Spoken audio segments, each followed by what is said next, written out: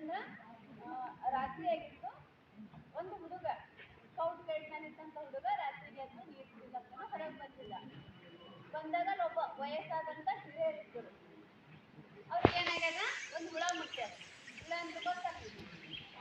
ಆ ಹುಳ ಮುಟ್ಟಿದಾಗ ಆ ಹುಡುಗ ನೋಡ್ಯಾನ. ನೋಡಿ ಅವನಿಗೆ ಫಸ್ಟ್ ನೆನಪು ಬಂದಿದ್ದೇನು ಅಂತಂದ್ರೆ ಅವನು ಸ್ಕೌಟ್ ಗೈಡ್ನಲ್ಲಿ ಕಲ್ತಂತ ಪ್ರಥಮ ಚಿಕಿತ್ಸೆ ಅಂದ್ರೆ ನಾವು ಡಾಕ್ಟರ್ ಬಳಿ ಒಯ್ಯೋದಕ್ಕಿಂತ ಮುಂಚೆ ಮಾಡುವಂಥ ಚಿಕಿತ್ಸೆಗೆ ಪ್ರಥಮ ಚಿಕಿತ್ಸೆ ಅಂತ ಕರಿತೀವಿ. ಆ ಒಂದು ಚಿಕಿತ್ಸೆಯನ್ನು ಯಾರು ಮಾಡಿದ್ರು ಅಂದ್ರೆ ಆ ಹುಡುಗ ಮಾಡ್ಯಾನ.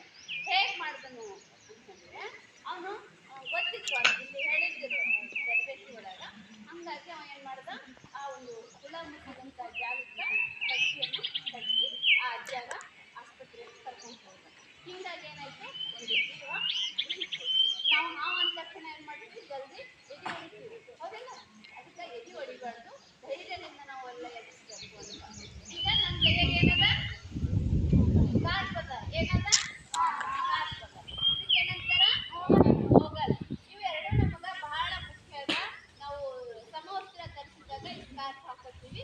ಇದ್ರ ಜೊತೆಗೆ ನಮ್ಗೆ ಇದು ಸ್ಕಾರ್ಫ್ ಎಷ್ಟೊಂದು ಹೆಲ್ಪ್ ಮಾಡ್ತದ ನೋಡಿ. ಯಾರಿಗಾದ್ರೂ ಏನಾರ ಅಪಘಾತ ಆದಾಗ ಈ